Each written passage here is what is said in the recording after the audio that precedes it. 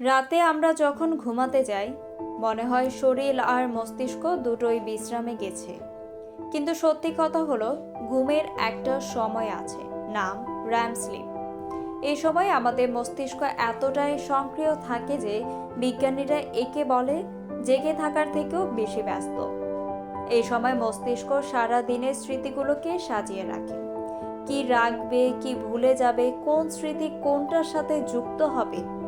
এই প্রক্রিয়া মস্তিষ্ক যেন হাজারটা ফাইল ঘেটে একটা গল্প বানাতে গিয়ে ভুল ফোল্ডার খুলে ফেলে। একটা পুরনো স্মৃতি, একটা ভয়, একটা ইচ্ছা, সব একসাথে মিশে তৈরি হয় স্বপ্ন। আরো মজার বিষয় হলো স্বপ্নের সময় মস্তিষ্ক আমাদের শরীরকে সাময়িকভাবে প্যারালাইজড করে দেয়। আমরা দৌড়াচ্ছি স্বপ্নে, কিন্তু শরীর নড়তে পারে না। এই সিস্টেম না থাকলে ঘুমের মধ্যে আমরা সত্যিই দৌড়াতে শুরু করতাম।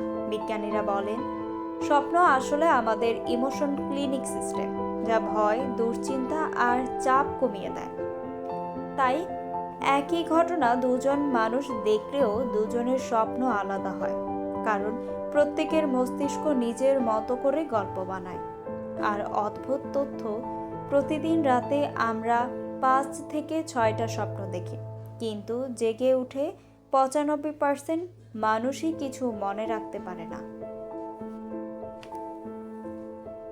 স্বপ্ন আসলে আমাদের ভেতরে আরেকটা পৃথিবী, যেখানে মস্তিষ্ক নিজের ভাষায় আমাদের সাথে কথা বলে।